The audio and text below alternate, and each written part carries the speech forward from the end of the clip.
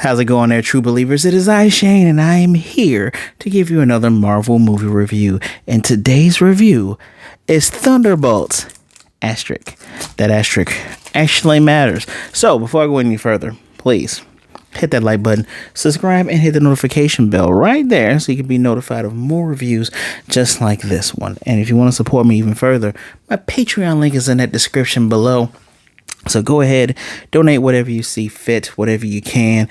I deeply appreciate all of you. Oh boy.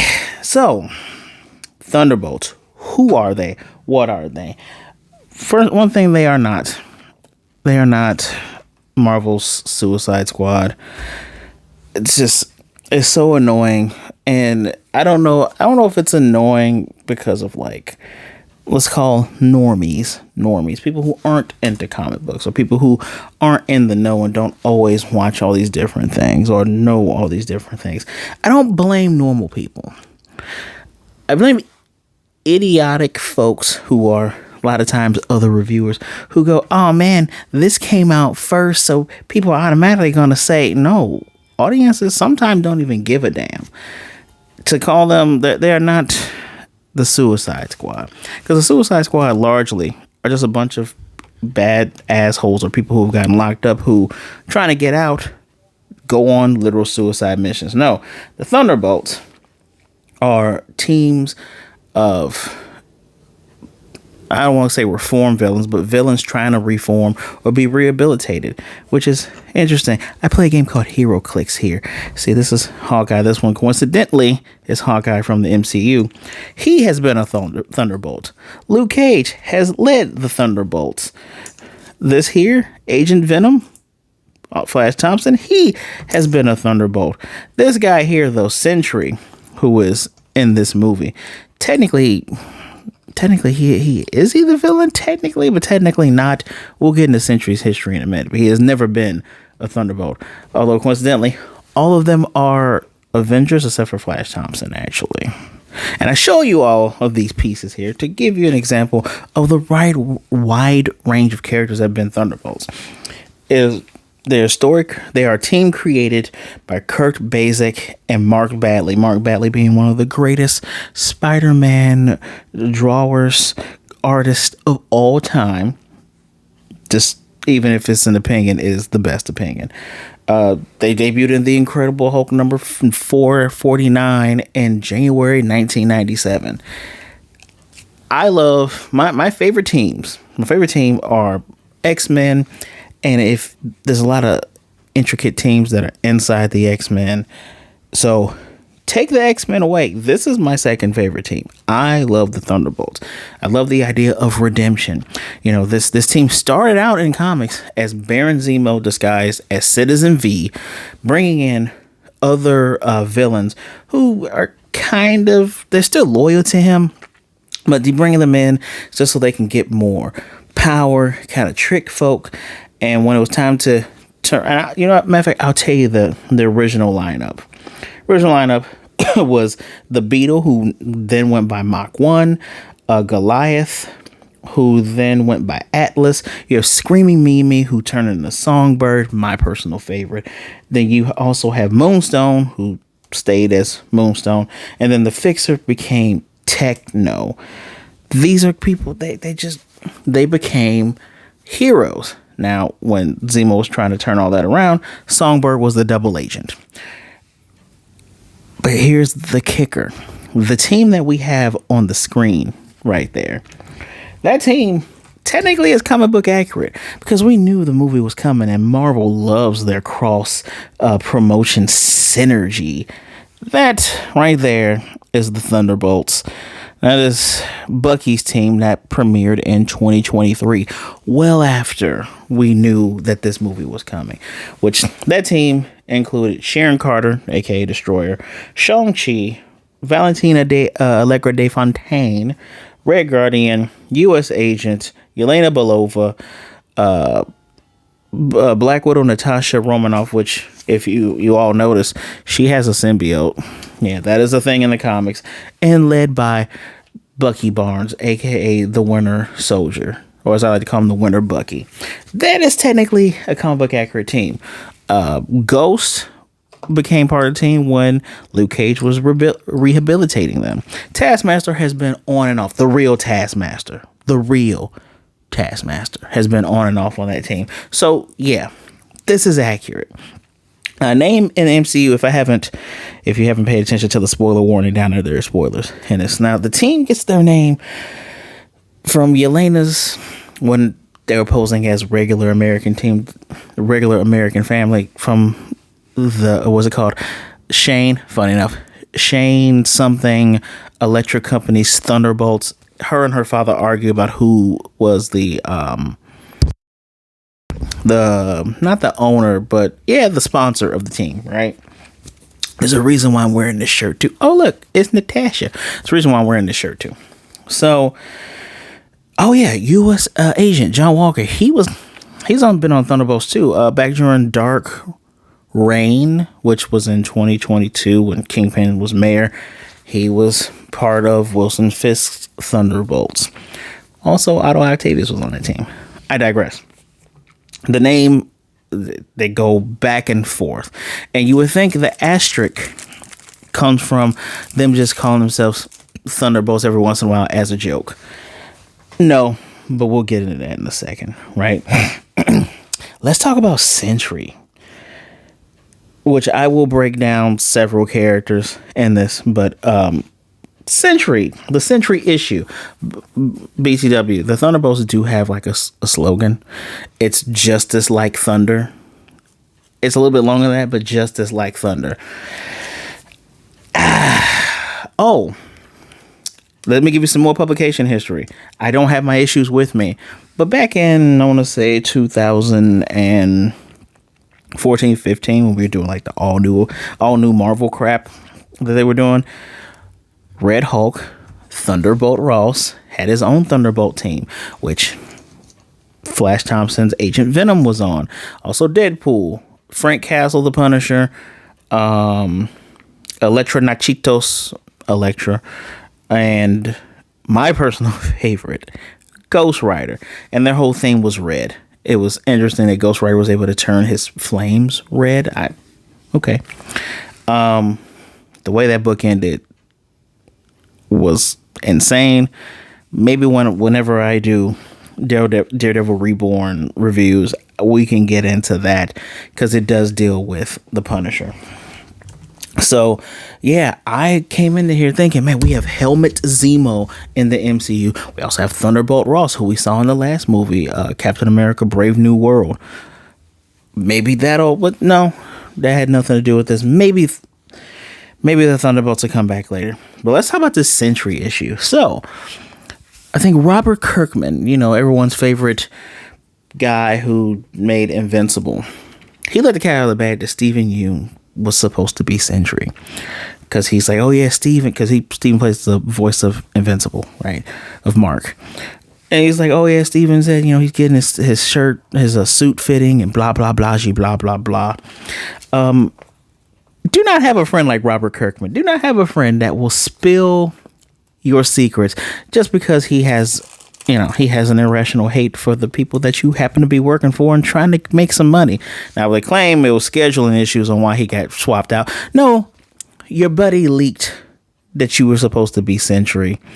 And so we gotta pivot from that. Maybe we'll use you later, but yeah, you need to learn how to keep your mouth closed. Because Robert Kirkman is literally one of these folks. I'm putting him kind of on the same pedestal as what's it, Greminder, like the person who makes The Boys, and putting him on a level same as Zack Snyder. Is folks who make comics and make these fantastical worlds, but for some reason they hate it. If you don't like Marvel, DC, who gives a shit? But you cannot be so cynical when you're dealing with something fantastical like this. Maybe I'll do a live about that in the future. But yeah, Sentry was supposed to be Asian guy, which made everybody go mad because it's like, why? Sentry's a blonde white dude. Yes.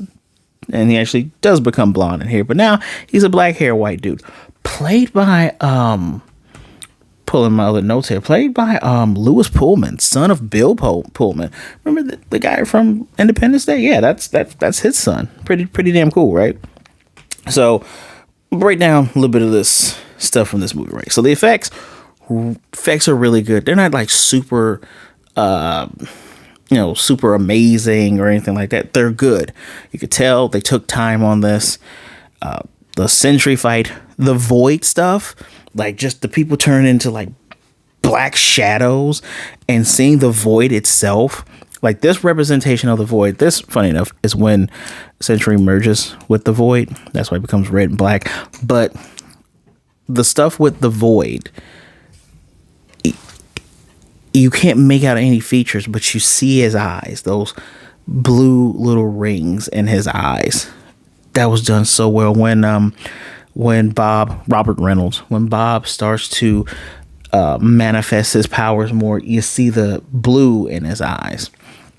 And Sentry is, if you want to call him a knockoff Superman, I guess Robert Reynolds and Clark Kent's backstories could not be any different, which one of the things I like here, which I'll put in the, when I'm going through these things, talking about effects and music, put it in a little nerdy category. They did a really good job. I'll get to that in a second, but the effects really, really good, especially the fighting on the street. Poor New York City, y'all. You guys deal with the Chitauri. You're dealing with the Void. Yeah, it sucks. Music was decent. It's like, I kind of want to give it a 3 out of 5. Like it's very passable. The Starlight song, Nothing's Gonna Stop Us Now, that played, I think, at the end of the movie. Like, the music wasn't bad. If the music was bad, you'd be like, ugh, this sucks. But it's passable. Very passable. I wish their theme, because usually when I go to the movies, I listen to the theme of the movie. I wish their theme was a little bit more, because even the Captain America theme was really good. If I think back to the last movie, well, Deadpool's theme was technically Madonna, so you can't really compare that. But the themes are generally good. This one was passable.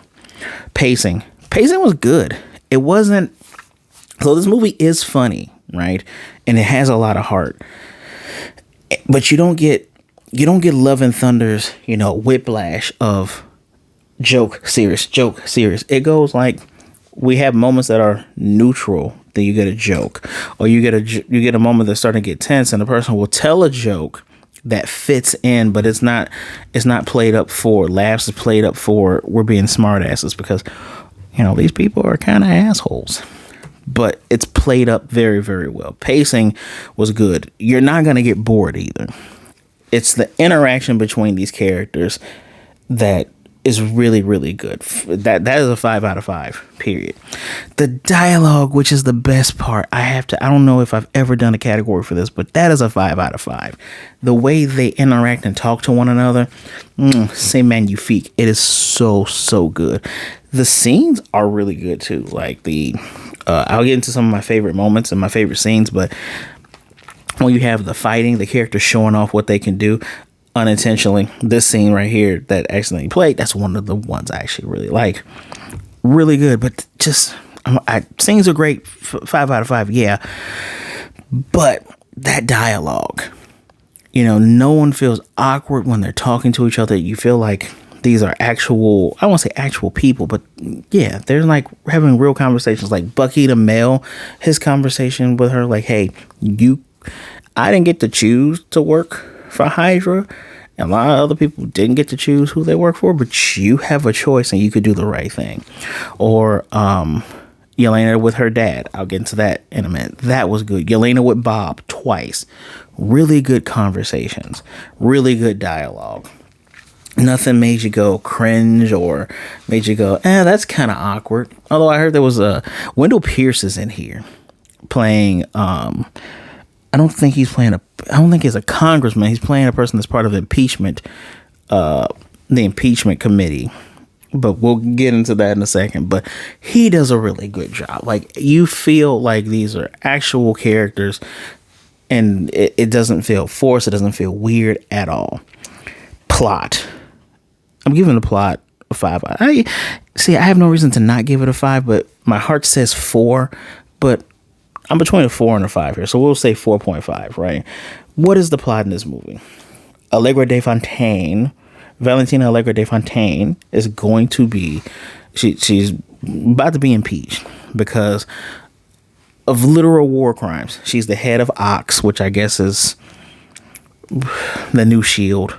She even makes a speech talking about, we need someone to be the shield of this country and blah, blah, blah. And there are no Avengers. They're not going to come walking through that door. And, she's done bad things like Project Sentry. And so in her trying to cover up everything, the people who she's used for Black Ops, they're liabilities. Got to get rid of them. So all the people there, except for Guardian and Bucky, she's trying to kill them. Yeah, Yelena, Ghost, Taskmaster, U.S. Agent. Are those just the 4? Yeah, the 4 of them. I feel like I'm missing something here. No, I'm not missing something. Because in this scene, 1, 2, 3, 4. Yep. Nope. 1, 2, 3, 4. Yep. In that scene where they're supposed to kill one another, eventually they go, wait a minute. We were contacted to kill each other. She wants to kill us here. Bob was in the trunk of things she's trying to get rid of, part of the evidence. Even the beginning of the movie, I will admit, I missed the first two or 3 minutes because I was late. Real life things. But in the beginning, scientists trying to tell Yelena, hey, she doesn't know what Project Sentry really is. I think he blows his own head off. So, But in the end, this movie ends up being about a team of misfit people who want more out of life and want to be better, and they have really shitty circumstances, becoming more. Oh man, we're getting close to one of my gripes. I do have gripes. Let me talk about the nerdy stuff here. All the Sentry belts and Sentry designs and stuff, that is from the comics, because we've had a recent Sentry book where it wasn't Robert Reynolds. It was 5 different people who all got a power or an aspect of Sentry. I forget who was killing them off. Only one's left. I think it's a cool black girl who can see the ghost of the other ones, and she gets some of their powers because they all had separate powers as well. Kind of cool. I don't know when Robert Reynolds is coming back because technically he can't die. His comic book accuracy really, really good. Like being a junkie. In the comic books, he was a junkie who wanted to get high, broke into a lab, took a bunch of stuff, and became a superhero. He does have a lot of mental issues. I believe he was agoraphobic originally in the comics, which they've kind of swept that away. But here, very bipolar, manic, depressant, anxiety, suicidal thoughts, delusions of grandeur. I'm going to get more into those things when I talk about Bob, but he has a lot of self-loathing, suicide attempts even. So it all comes from trauma. Everyone's favorite thing. It's trauma. But really, really good. Matter of fact, at the end of this movie, Bucky gets his comic book accurate outfit, which he gets this one. He literally gets this outfit with the red star over the non-metal arm. That just, it's so good. So good. So, this is technically an Avengers movie. And when I mean it's an Avengers movie,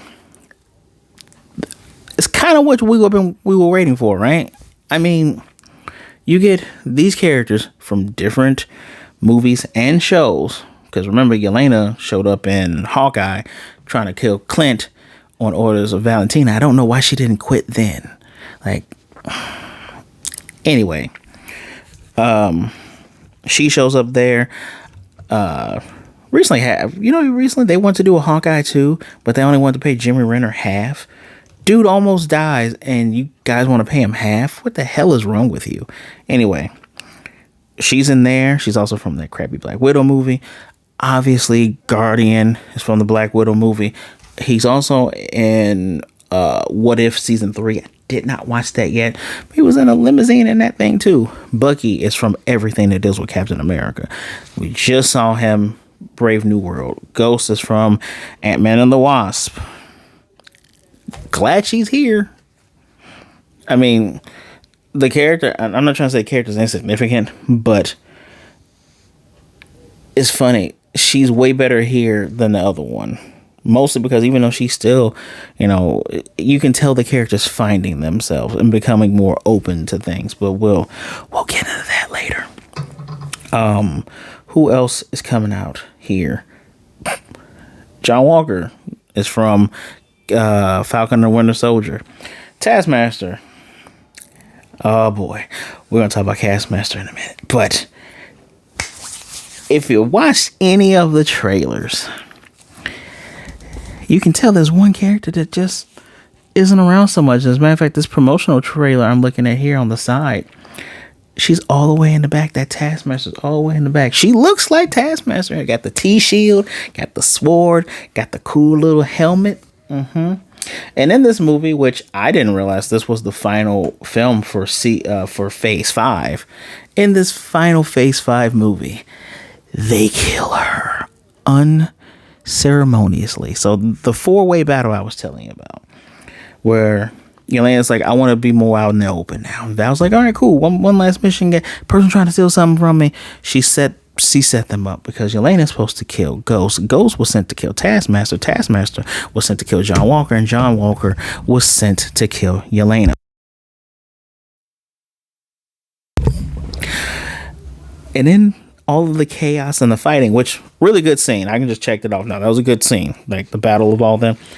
Ghost just pop her right in the head. She's dead. And Yelena's like, she did bad things, but she is dead. It's like, Yelena, you care about your weird friend, enemy person there. And I love it because, maybe I'm the weirdo. I like Taskmaster. I like MODOK. I hope MODOK got killed at the end of Ant-Man Quantumania, because you ruin MODOK.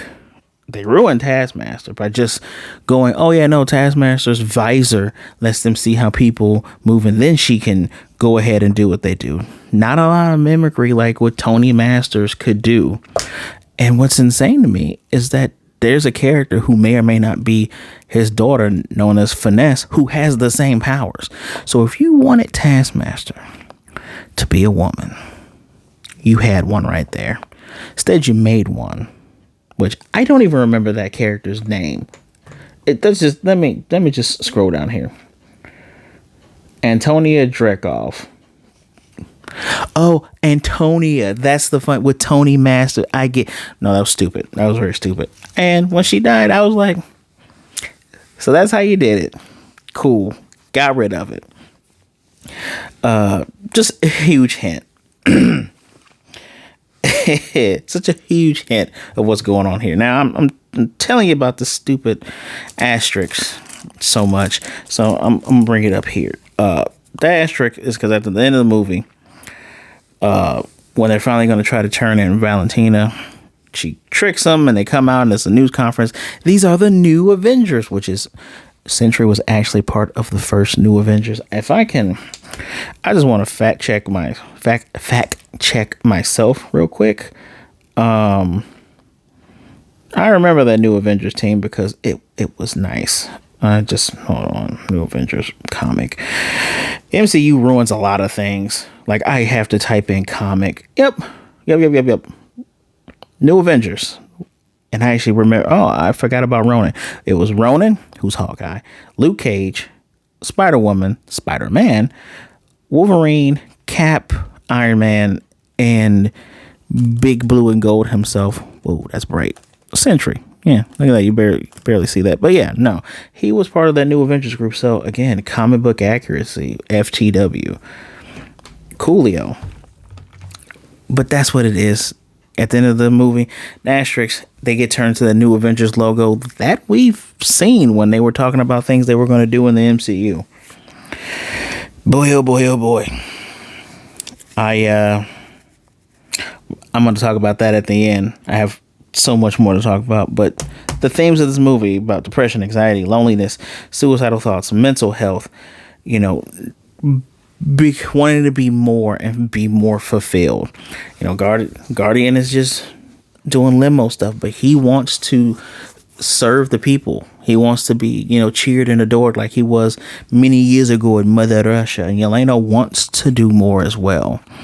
So, and you get the feeling that John Walker, Walker and Ghost, they want to do more and be more, but everyone has their very soul crushing. What's the word I'm looking for? Situations in life.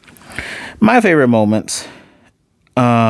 I like the part when they're in the back of the U-Haul and they're talking about all of their weapons or what they can do. Like Ghost is like, yeah, my helmet lets me control my powers, phase through this, that. Yelena's like, and I have the little widow bite thing, and you see with the zappy zap, and John shows his gun with the extended magazine and rifle and the muzzle. He's like, and he has that shield that don't know if it's adamantium or not even adamantium. Don't know if it's vibranium because Sentry bends it into a tago. That was a funny scene. Even when Guardian asked Buck, he's like, what type of super serum do you have? And he's like, I don't know, regular Hydra. He's like, oh, I have the Soviet knockoff version. Yeah. Which it was pointed out in here that when you give a serum to Steve Rogers, he becomes Captain America. When you give it to someone like Bob, who has all these issues, I like that theme that is continued from the whole super soldier thing. Because you give it to John Walker, who's looking for adoration, and he's trying to carry a lot of stuff on his shoulders, becomes an asshole. When you give it to a person like Alesky is not a bad guy. It's just, I guess he wants to serve a greater purpose. That is so interesting. Because he's not a bad guy. Unlike earlier versions of the comic, which are kind of ambiguous, but he's not a bad guy. One of my other favorite moments, I already told you earlier, Death of Taskmaster. That battle was nice, but Death of Taskmaster. Yelena and John / Bob fighting the task force in the hallway with when the plans weren't going right. That was nice. What was it? The visual of Sentry fighting them. That was, you just get, it's what would happen in the comics. Sentry, the only person who can actually, only two people that can actually take on Sentry is Thor, but most notably the Hulk. Because at the end of World War Hulk, Sentry came in. It's like, all right, man, we got to end this, dude. You can't be doing all this. And they come to blows. And they're at a stalemate to the point where powers down Hulk into Bruce, who hasn't been Bruce in years. And it powers down, Sentry just turns into Bob, turns into Robert. That is about the only person you can have fight him and be on equal terms. I argue Thor as well, since Thor is technically always holding back. But Thor, Hulk could both handle him. You have neither on this team. So seeing them fight him and just the way he's handling them and the fact that he's not really trying to kill them. Like with Yelena, he's just like, she's on his back. He flew her to the ceiling and caught her before she fell and just kind of threw her there. I think Alesky got the worst of it because he got thrown out the window, but he grabbed him and pulled him back in. Sentry does not have telekinesis, by the by. I am pretty damn sure that he does not have telekinesis. The character can do a lot of stuff. Matter of fact, I'm just gonna go to Wikipedia real quick. Where is his abilities here? Reality manipulation. Okay, never mind. He can do telekinesis if he wants. Yeah, if you can do that, you can do anything. The hug. The scene where, everyone, we all make fun of, talk no jutsu saved the day. It's kind of the only way you can beat something like the Void / Sentry, most notably the Void. There is no Sentry without the Void. So if he has to use his powers, that thing's gonna be there, or he has to learn how to be able to control it, which is way too early in the MCU for that.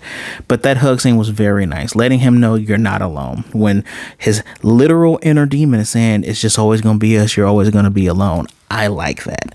I like that a lot. The room stretch.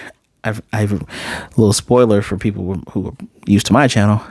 I'm in the midst of doing a Don to Don review, so that kind of reminded me a little bit of the Turbo Granny thing, but that was cool. That was cool. Good lines, because I told you the dialogue was the best thing. So when Yelena goes, so we all just punch and shoot when they're trying to figure out how to get up an elevator shaft. John tries to jump it, but it's still way too far for him.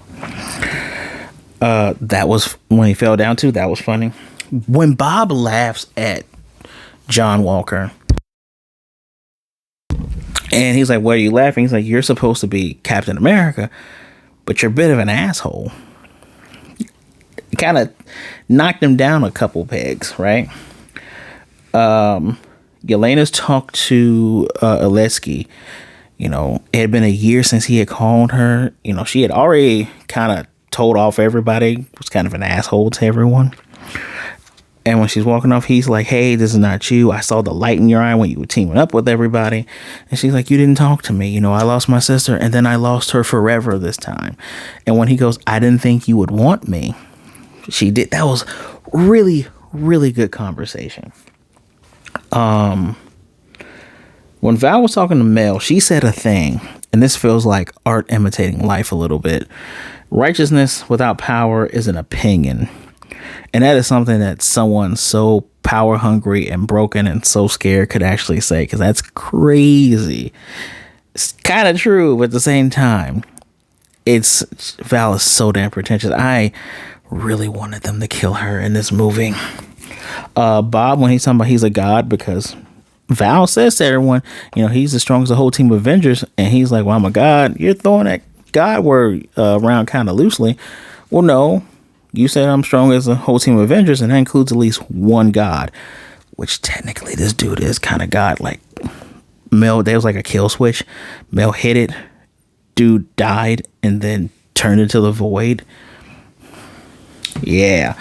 I already mentioned Wendell Pierce. Really good. Really, really, really good in here. Bucky taking matters into his own hands when he realizes that the whole talking thing, like Wendell Pierce's character, I think it was Mr. Wells or Dales, tells him, "Read the packet." And Bucky, who's washing his arm in the dishwasher, eating a taco and like getting it everywhere. It's just like, yeah, I hate these packets. He'd rather just suit up and go grab who he needs to grab. She was on. We do see Hulk Sonic Tech. They use that to beat the bad guys was using that to hurt Ghost. So that Hulk Tech is always going to keep coming back. I already mentioned the Bucky outfit. So Sam Wilson's Avengers, and this is what I said, they're new Avengers, but Sam said at the end of his movie he was going to make a new team of Avengers. We're going to get to that right now. Let's just talk about the characters real quick, right? Yelena, you can tell it was rumors that they wanted her to be the lead, and then, you know, because neckbeards hate women and a lot of people are tired of female leads for whatever weird reason, it's a bit of a pivot because it feels like it's her and Bucky. Kind of feels like it's a co-thing here, especially with, I like this, she doesn't know how to do everything. You do see Bucky at the end of this movie, and then with the second end credit, he's telling her, you know, what to call for the computer to do, you know, what you would want to do. He's helping guide her along like a really good mentor would. I mean, he's technically their Cap, kind of. But she wants to be fulfilled. Great character work from Florence Pugh here. She needs her father. And it's nice that they're working together. It's so funny because it is a father-daughter thing. He embarrasses the hell out of her. And those scenes are really good. Her, you know, identifying with Bob because she's like, "Hey, let's leave." And he goes, "Well, she said, you know, if you stay here, you're going to die." He's like, "Yeah, I should probably stay then." And she's saying, you know, we all have those feelings. You should stuff them. Just stuff them down. And then she tells him later on, "No, I'm wrong. You got to face these feelings." When she's in the void room, we see a little bit of her backstory with her first mission to finally go into that room, leading a girl into the forest to get shot by a dude. She goes through that several times. She even tries to stop it when in the void room. She sees it initially from touching Bob, just like Walker saw something from touching Bob, and Val saw something from touching Bob. But when she tries to stop it, the little girl does like the Black Widow Hurricanrana on her, and she breaks out through these walls, which they're individual rooms, and then she's in the red room when it comes to reassembling your gun, and all the other girls got literally whipped in the hand. She guarded her other self. Really, really good work from her here. Bucky, who is technically the co-lead here, helps to teaching her, takes matters into his own hands. Like, he stops the task force from killing them in Alesski's limo, then takes them in. Like, Bucky single-handedly arrests all of them.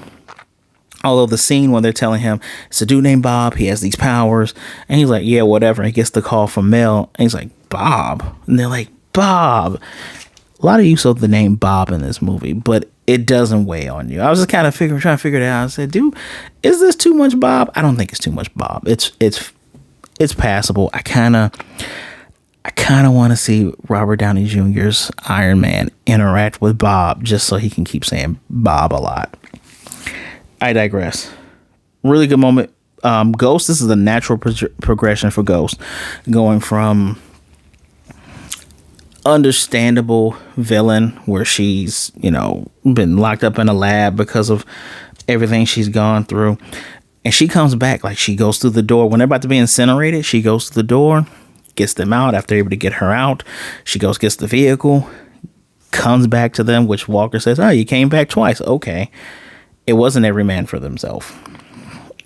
Guardian is the heart and soul of here. Like, where Yelena does tell, her dry jokes here and there, he is so naturally funny and charismatic. The guy does, like, he makes a makeshift Molotov cocktail, which kind of worked for a little bit, but he's funny. It's like he is the one that's going to keep everybody together. I can't think of who was the heart and soul of this original Avengers. It's weird because you can tell, just like on that team, Steve and Tony were kind of co-leads. Tony be like, I'm not good with the field. You call out what we should do. But Tony was more or less the face along with Cap because he funded everything. So you can say the heart is Hawkeye. You notice every time the Avengers don't have Hawkeye, they always lose. Yeah. So maybe the heart is Hawkeye, and Guardian kind of fills that role. They're both dads, right? Yeah, they're both dads, so it makes sense. Limo Company, good man. No shield. Thank you for not having a shield, because Red Guardian had a shield, and the other movie, he normally does. Even in the comic book, when he joins the Thunderbolts, has no shield. I appreciate that. We don't need a ton of overlap here, which is why Taskmaster had to die. John Walker, we find out not just through, like, Sentry Touch, but through Bucky. Like, he was leading other people on, saying, like, oh, I got a wife and kid at home, so, I'm good. Everything's good. You keep working at it. No, she took the kid and left. He's going through a lot of shit. He looks like a haggard guy who's just, like, going through stuff. It's also interesting to note, in this universe, the Black Widows don't get a super soldier serum. So the only person who wasn't a superpowered person on their team was Yelena, because Walker kicked the shit out of her. Anyway, still a bit of an angry asshole, but as soon as Bob calls him out, you can kind of feel it softening a bit. I do like in that fight scene between the four of them, the way he unloads, like, pop, pop, pop, and just throws it. It's unique. Little touches like that are important for a character, because it's just like, oh, pop, pop, pop. He just reloads it normally. I like little stuff like that. Bob, like I said earlier, he's done so very well. Like, my favorite characters in here are Yelena, Alesski, Bucky, but I definitely like Bob. Just when you need to show a mentally ill character who has lots of trauma, like when he is trapped in that one room because the void is taking over, and you see, he's like, oh, Yelena's about to see his dad beat on him and his mom. And you can feel like, man, I've sat in this room. I'm used to this. You can see all the pain he went through. Also, further proof that it was supposed to be Steven Yeun. They found Bob in Malaysia. So just random white dude is just wandering around the world trying to find himself. He ends up in Malaysia and happens to go to this government thing. Okay. But yeah, self-loathing, suicidal thoughts, just the grand delusions of grandeur, all of that stuff shown very well here with Louis Pullman. Just really, really good.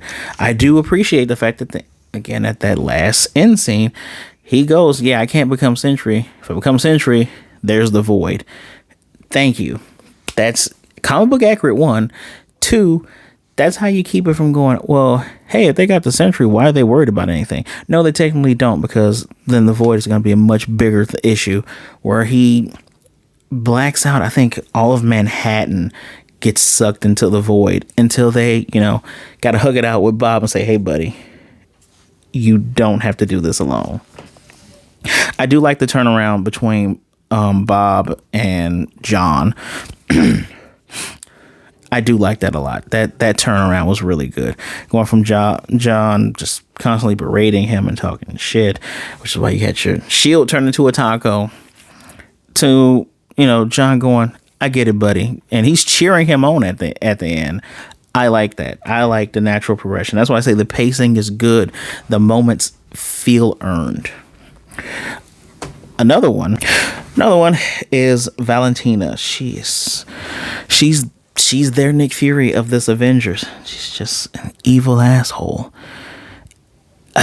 They do get her by the cojones at the end, where it's like, oh, you want us to be the Avengers? We could just expose you right now, but we own you. So I like the look on her face at the end when Yelena whispers, we own you. And she's like, all right.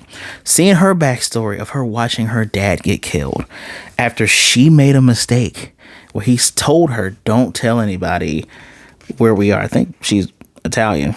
So I can only imagine what conflict she comes from. I don't know 100%, because Valentina, while being a comic book character, was kind of like your BC character, because Shield doesn't get a lot.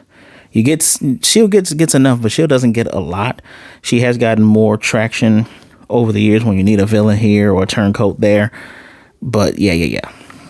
But you see, she's made mistakes, and it's interesting on when you see that character's backstory, that character's trauma, go, okay, that's why you are the way you are. She wants one superhuman power being so she can not rule over everything, but choose how to protect everything.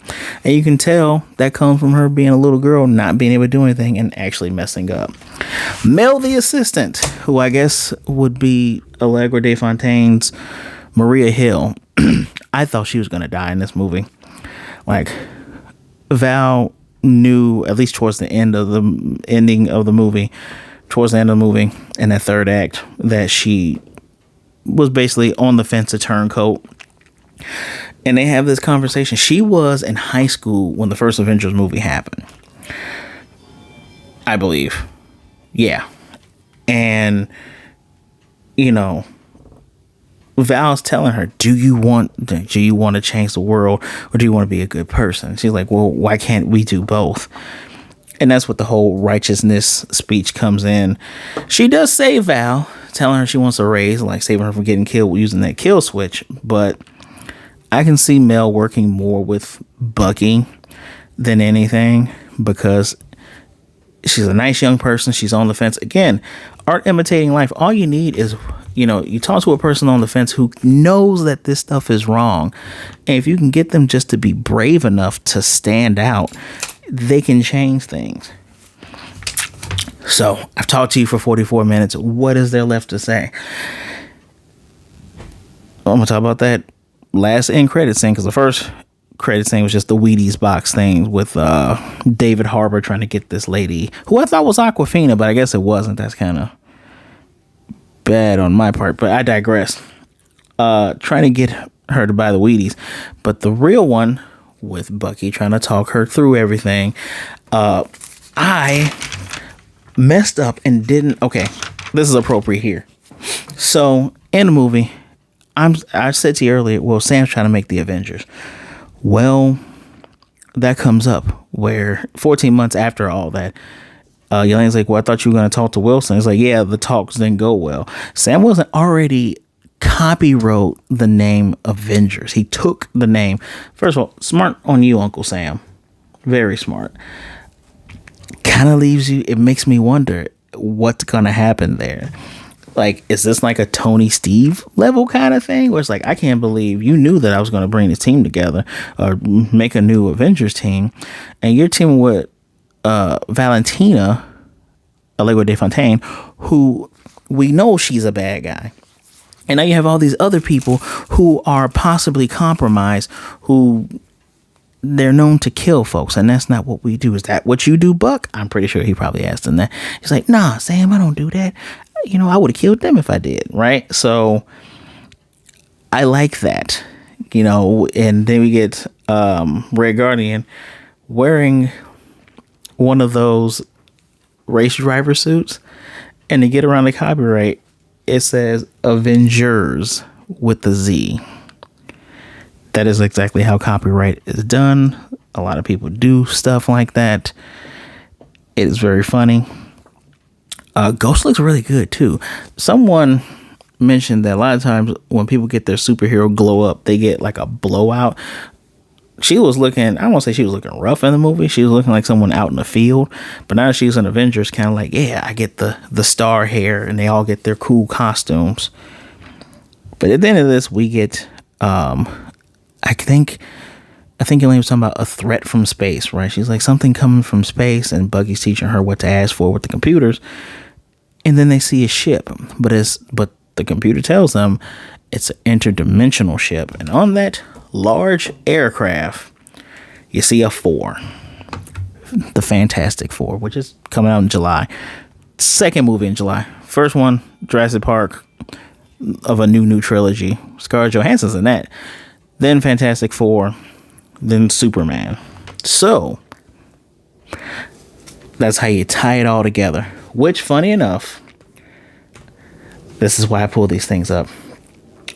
The person who did the screenplay and the screenwrite for this, his name is Eric Pearson. He is, the films he has worked on are a bunch of the Marvel one-shots. Funny thing happened with the Hammer. He's wrote for Agent Carter. Good show. Uncredited with Ant-Man and Spider-Man Homecoming. Wrote for Thor Ragnarok. Uncredited for Infinity War, Endgame, and Detective Pikachu. Really good movie. We're going to forget about Quantumanium and Black Widow. But he did Transformers 1, which I hear is really good. And he wrote for this. And he wrote for Fantastic Four First Steps. So the fact that this, Fantastic Four leads into this, I have high hopes. This is a good movie. Is it a summer blockbuster? No. I think that might be reserved for Fantastic Four. I think Fantastic Four might be the thing that blows the lid off of everything. But this was really good. Is the director of this, directed for Skeleton Crew, which I heard was good, Beef, which I also heard was good, and an episode of Shameless. But he's on a roll. This was good stuff. So all in all, what is my rating for this out of 5? Oh, I almost forgot. Going to the credits, we do see like newspaper ads like Newsweek and New York Post, like people going, not my Avengers, nope. The Newsweek where John is writing on the what I call the taco shield now, which was I can't remember what Time Week magazine cover that was supposed to be imitating with the horse, but that was funny. But now, with my feelings towards the Thunderbolts, like wishing, I just I wish it wasn't just a throwaway like, oh, it's from a soccer team. And when the Thunderbolts has a rich comic book history, I hope that name comes back up in the MCU. When we get the whole multiversal reset, I pray that name gets picked up and used again, and we actually get like a Songbird. A Songbird been in many iterations of the Thunderbolts. We get maybe a Luke Cage coming in going, "Sweet Christmas, I'm gonna help these people not be bad," or Hawkeye, who has led the Thunderbolts on more than one occasion. I think he was the leader before this Bucky led team. Bucky's led twice before this Bucky led team again with Monica Rambeau, interesting enough, and America Chavez too. So it has history. We can do things with it in the MCU. As long as can you please pay Jimmy Renner appropriately? He's one of the OG6. Don't do that. Don't do that. It's starting to make me realize that ScarJo might have been right about y'all. So with all of this, with great how they show Bob, the way the way the movie was paced, the dialogue, this movie is a 4.5. It is not perfect. When I sat there, I was like, I'm enjoying myself. I wasn't like woohoo, but I was really enjoying myself. It's a 4.5, and that 0.5 comes from Taskmaster dying. Oh, you guys did. You did the best thing. That's like an early Christmas present. You got rid of Taskmaster. Thank you. That's not my Taskmaster, and you did it. Thank you. I appreciate you. Please bring Tony Masters in officially. Please. Can we get another one of those shorts? I know you guys don't do a lot of shorts now. Can we get someone going, yeah, I don't know why people were calling this guy Taskmaster. I'm the real Taskmaster. Hey, I copy your moves. Ow. I copy your moves. Daredevil flip. Spider-Man jump. Ha-ha. That one time Captain America threw a shield at a guy. Ha-ha. So, 4.5 out of 5. It's worth the watch. It's a good movie. This movie's technically Thunderbolts asterisk. It's technically New Avengers. This is what you're supposed to do in an Avengers film. You bring together characters that we all know. You pick a lead or two, which is Yelena and Bucky, which when we picked the lead, we did have Steve and Tony. So you pick two leads and you do it. I look forward to seeing what happens at the end of Fantastic Four. I was halfway expecting the X-Men to show up, but I look forward to seeing what happens at the end of Fantastic Four when they more than likely inevitably lose to Galactus. There's no way they're winning. There's no way they're winning. Let me know what you think if you saw this movie as well. What was your favorite part? What did you really like about the movie? Character interactions, just by far the best thing that I liked about this movie. For me personally, I love the character interactions. Tell me what you guys think. Down in the comment section down below. Don't forget to hit the like button, subscribe, hit the notification bell too, so be notified of more reviews like this one. I appreciate you guys for showing up. And if you go into that Patreon link right down there in the description below, whatever you choose to donate, I will greatly appreciate that as well. So have a good and safe Cinco de Mayo weekend. Yeah, it's Cinco de Mayo weekend. So be good, be blessed, wash your hands, drink some water, be good to yourself, be good to others. Either way it goes, please don't be a jerk. And realize that you are not alone, right? The thing that I have been saying this whole entire time is in this movie. You're not alone. Reach out to someone. Talk to someone. There are people out there that would rather talk to you today than to miss you and mourn you tomorrow. I promise you that, all right? If you want to talk to me, my social medias are in the description below. Go ahead and give me a follow. Send me a message and give me a hello. Be chill and mellow, and we be good to go. All right. Until next time, true believers, I still got to watch Daredevil. I still got to watch Echo. So hopefully I'll have all that done before Fantastic Four. I'll see you next time, true believers. Excelsior.